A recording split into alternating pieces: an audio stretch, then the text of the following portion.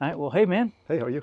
Good, good. Thanks for Good. having me out here and Absolutely. letting me talk with you about topic today is going to be on the concrete subsurface Okay. for pickleball courts. Okay. But I wanted to go in something personal first with you. Is you're not just a builder, Okay. court builder. You played high level tennis in college. You played a lot of racquetball at a very high level, and now you play pickleball at a 4.0 plus up there, a Ish. high level. Right, right, right. Yeah. So So as a builder, you're not just a builder; you're a player too. Yeah. And kind of your feedback through the years on all the courts you build, how much of an influence that being an actual player and playing on courts that you do, Right. how does that how has that built your career, Yeah. your evolution? It's surprising that it makes as big of a difference as it does. There's a lot of guys that have never played the sport of the courts that they're building. Now, yes, they can follow plans, they can follow certain details, but when it comes to something like pickleball, where there's a lot of different sizes, space is not always exactly the same. Understanding the play and the rules and how the game is played is actually really important with a lot of retrofits. And in tennis, it's a little bit less important because you've got so much space and they're standard sizes that you don't have to have played tennis to be a good tennis court builder. But when it comes to pickleball, like with all these retrofits and some of the other things that you have to do, if you don't understand that a deep serve is common and you hit your paddle on the fence if you don't have enough room, 58 feet might not oh, cut it. that's the thing. Guys are like, oh, there's plenty of room here. You got 44 to 58. That's 7 and 7. That's plenty of room. Do you ever play? Well, no. Well, then now you know it's not. Same Right, thing right, with the width. So right, with right. pickleball, I think it really helps a lot to play the game. And that's just from the sizing perspective. When it comes to the construction part, the texture of the acrylic, the play, how fast it is, all those kinds of things, it helps to understand the game too. Line texture and whether it's got textured line paint and sand and all that. That helps to understand what players are looking for when they play, to be a Right, player as right, well. right, right. So, yeah. Cool, cool. All right, so kind of next, I've, I myself have visited several places here in town in San Antonio. Okay. I travel and played on different courts and kind of seen from zero to playable concrete courts. Okay. And hindsight 2020, I'm sure those owners would have done it in a different way. And they're not so much taking shortcuts, but being told that, hey, we're this, we're that. Yeah. Yeah. Water staying on the court is an example, Sure. in spots, um, type of surface, Yeah. not subsurface but Right. surface. What type of materials could I Right. use? Right. And so, what are some common mistakes that owners, let's say we're on this topic, we're Yeah. talking about owners and Sure. of businesses, Yeah. and maybe some pointers, Sure. common mistakes. For sure. I think what happens with a lot of the owners of these clubs and other facilities that have courts is they don't realize that this is specialty. They have general contractors that have done many projects, many square feet of concrete they've poured, they've done all that, but they haven't done courts specifically. And when they haven't done courts specifically, there's some specs and some details that they just don't know about. They just haven't ever done it before. They may think they have because they have done projects, but they may not have done them the right way when it comes down to the foundations. So some of the things that people regret is they'll get a general contractor. They won't tell them the real particulars of on an outdoor court: slope, finish, moisture barrier. Indoor courts have some of the similarities, but there's some of the same things. Saw cut joints, post tension or rebar. Some of the details that are specific to court building, the concrete guys may be excellent concrete guys, but if they don't do some very important things, the acrylic, which is of course the surface everybody wants to play on, is not going to be as good as it can be. They're going to have maintenance issues. It's not going to adhere properly. And they're going to go, wonder why? It's because the concrete wasn't done the right way to begin with. So I don't think they're trying to shortcut a Right. lot. Is they think, well, gosh, I've got a contractor who definitely can do this. Then I'll get a specialist, the guy who paints the court. Well, many court builders who are surfacers, they build courts as well, not just surfacers alone. And so I think that's part of the problem too, is you've got people that just paint courts and they're just coming to paint whatever is there in front of them. They don't give them the specs. They just go do what they can with it. So I think that's the biggest problem, is that they don't realize the importance of that stuff from step one. So Yeah, another one is curing. So, how Sure. important is proper curing in the concrete slab, and what steps should be taken to ensure it cures correctly Okay. for optimal strength and smoothness? Yeah, so in the concrete world, 28 days, 30 days to round it off, is the time that it takes for it to cure before you can coat it and seal it so that the moisture doesn't get trapped. That's one area that people forget about when they are doing courts. They're like, okay, got my concrete poured last Wednesday, so we're going to have it surfaced this week and we'll be done in a week. You got to wait a month, literally wait a month. And that's a non-negotiable. That has to happen. So, And does that depend on the weather?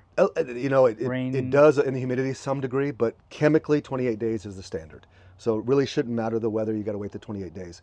Obviously, concrete does best when it cures more slowly. So wetting the slab early on it can be done. That's less important with post tension than it is with rebar. But if you wet your slab as it cures more slowly and is less susceptible to cracking. But the curing time is a must with acrylic. You have to. And so people that they're on a deadline, they think they're on their schedule, then they realize, oh man, I did not think of that month that I basically can't touch it when it comes to surfacing. That's just added time. So it is important, very. Nice.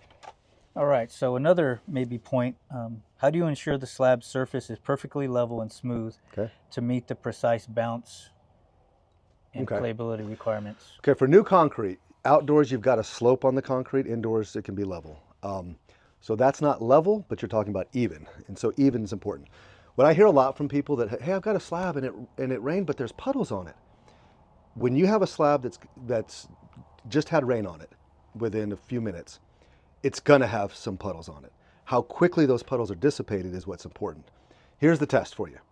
It's called a nickel test. This is a Sports Builders Association test. If you have water in a puddle, what's called a bird bath on a low spot on a court, that goes over the thickness of a nickel after 1 hour of direct sun, then you need to fill that because it's too deep.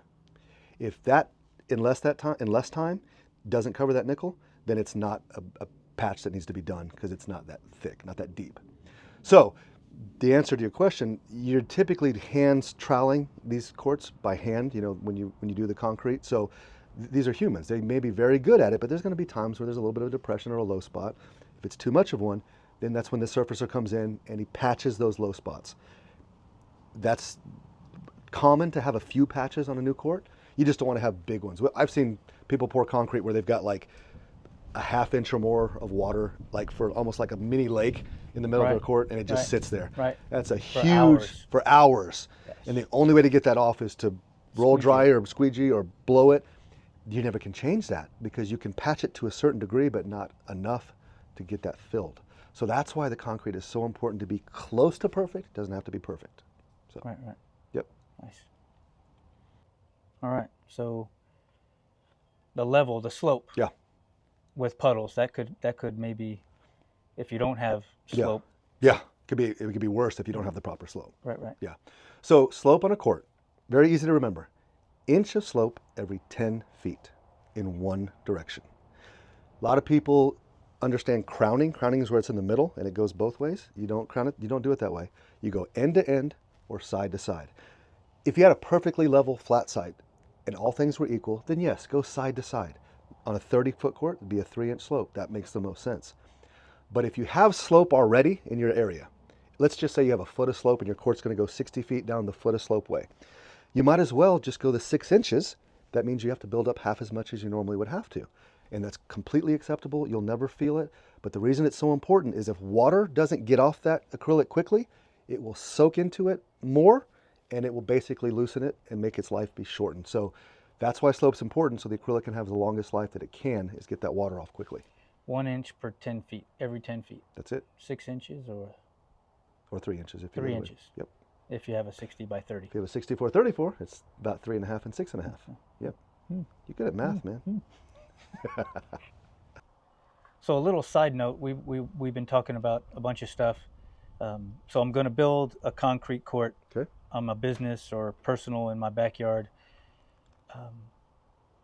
Permanent net posts or temporary. Okay. I think we call them something else, not temporary nets. Temporary, portable movable. nets. Yeah. Positives, negatives. Yeah.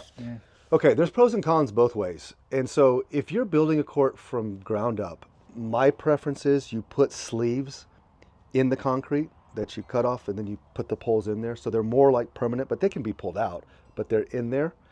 That way you can get the best playing net for the best price. If you don't want to put the sleeves, or you're doing a retrofit and you don't want to core in or bolt in, then you can do a portable. The problem with the portables is that you've probably seen there's a whole lot of portables out there. There's a bunch. And a lot of them are really low quality. $10 to thousands. They can go from Amazon $30, where you hit anywhere about halfway, it's going to flop over, Right. or the ones that are super high quality. So the difference is with an in-ground versus a portable or temporary, the temporary ones have to be about twice the price to play as well as the in-ground ones, because they have to be really strong steel to be able to handle the weight of a net and the taut amount that you get that net. So for me, like, if you're not going to change this court, like make it for basketball at certain times or have events on it or something and need to remove that net, then just do an in-ground with sleeves. It's the way to go. If you're going to move it a lot, or some people in other parts of the country don't want to have holes in their concrete where water can get in and then freeze-thaw cycles happen and it cracks. Here in Texas, not as big of a deal. But in those cases, they just get a portable one, because that way they don't have to worry about the integrity of the slab being, potentially messed up with weather. So. But with the sleeves, you can take it out. You can. People think, no, it's a great question. So people think, oh, it's sleeves, I can just take it out. Yes, you can. It's not like you want to do it on a daily basis, because you have to unlace the net. You have to crank it all down. You've got to get it all disconnected from each pole. You got to pull those poles out. Even if you leave it connected and have two people do it together, it's still a chore. And so it's not a quick connect thing. If you did it on a daily basis, you'd be like, oh, I'm so sick of doing this. Portables are nice because you just roll them out of the way, or carry them, which kind you have, and just put it right in. Yeah, exactly. So it's easier that way. When you're converting, this court was converted, so when you convert it, it makes it easier just to do a high quality portable. So, yep. Nice. All right, so I built my court, right? Okay. Got everything done. Good stuff. Maintenance. Okay. So let's say outdoor versus indoor. Okay. We will start with outdoor. Okay, on the surface is what we're talking about. On the surface. Okay. Yeah. Blower. Yeah. So outdoor power wash, different than indoor. Yes. 1,000-pound. Just blow it off. Just blow that. So keeping the leaves off and debris off with just a leaf blower is a really good one. Pollen falls, blow it off. That's important. In many cases around our area, if you get a really good soaking rain and you built your court right, it's going to clean it really well, because the rain's going to hit it, it's going to go off, and it's going to clean it really well. So like routine hosing or even pressure washing isn't common.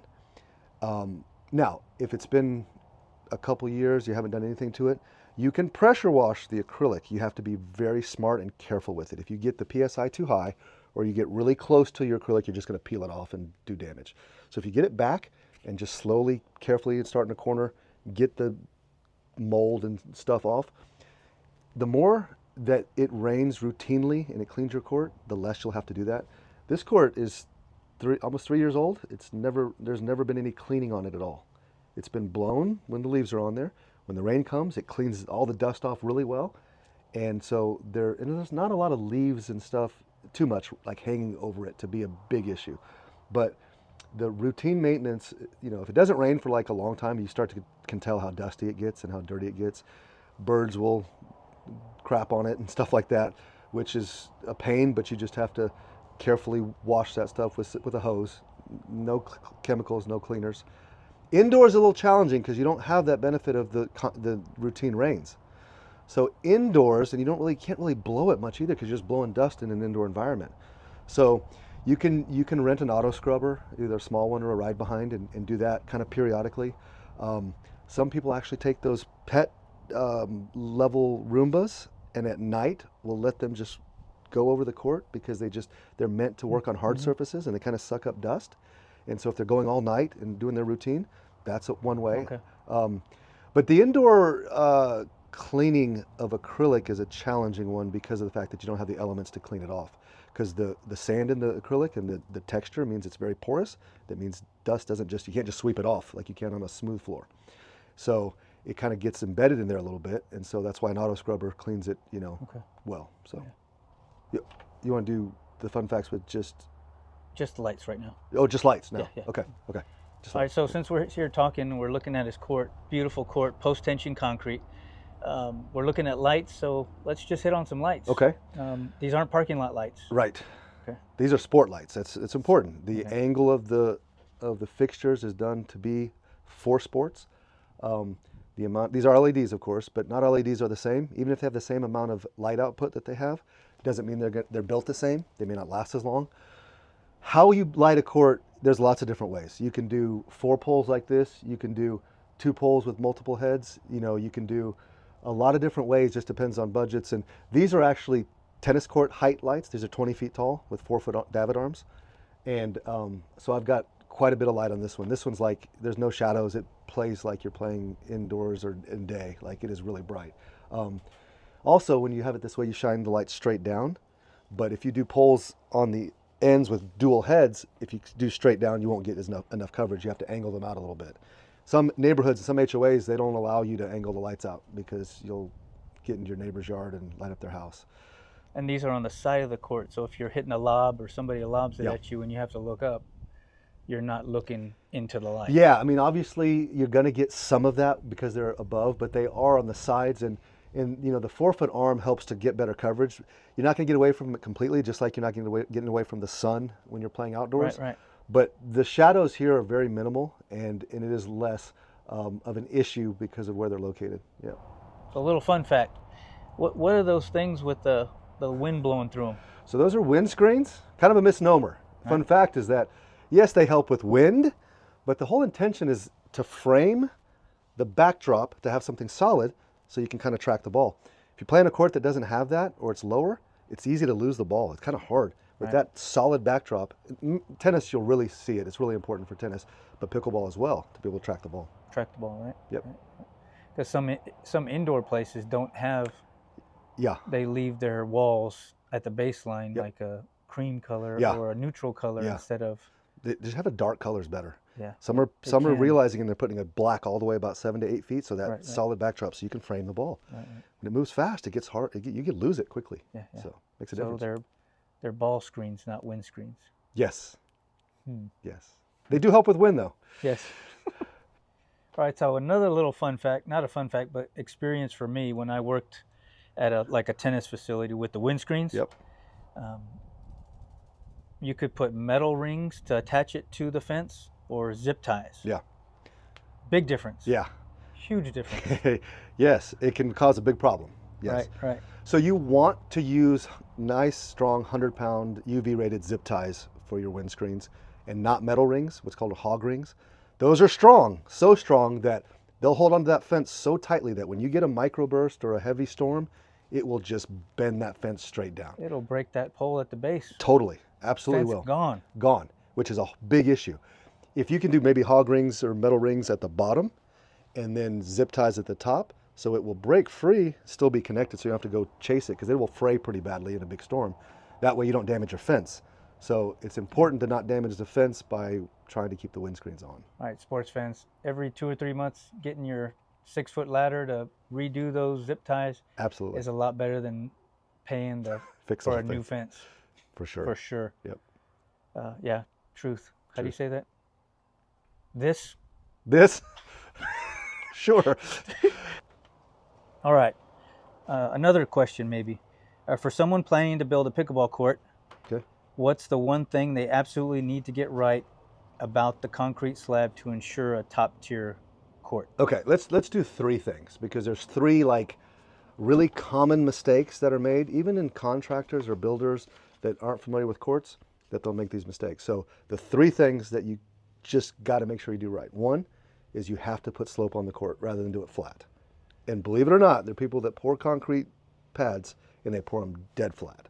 That's a big mistake. We've talked about that a little bit already. Right. The second thing is they don't put a moisture barrier, otherwise known as a vapor barrier. That's a sheath beneath the concrete above the reinforcement. Basically, that keeps the moisture that comes from the ground up from going through, because concrete is porous, and getting trapped and causing bubbles on the acrylic surface. So sometimes people get bubbles, it's because they don't have a moisture barrier. And that goes where? It goes basically when you put your steel or reinforced cables, you put those cables, You put the plastic down, you put your steel, and then you put your concrete. So you've got your subgrade, then you've got your vapor barrier, and then the concrete's on top. So basically the vapor barrier is below the concrete. That's a big one. You really need to do that. When the surface is going to be acrylic, which that's what most people want when they're playing pickleball. The third one is, y'all have seen the sidewalk and how it's got the rough finish to it, called a broom finish. Right. It's not a smooth one like oftentimes the garage floors are smooth. Mm-hmm. You do not want a smooth troweled concrete slab and if you want acrylic. You've got to have a broom finish, a profile that will allow the paint to stick. So those three things are really important. Smooth concrete, it's not going to be able to stick. Right. Exactly. The acrylic surface. Correct. You also, let's say you don't put a surface on it and it's smooth concrete. You ever been in your garage in your socks and busted your butt? Super, super slick. So a dusty environment, which is outdoors, it gets really slick. That's why sidewalks have a broom finish, is so they're not slippery and so you don't fall. So if you have a finish that is not broomed for a court and you plan on not to do acrylic, you better have a good insurance policy because you're going to slip and fall on your butt for sure. So.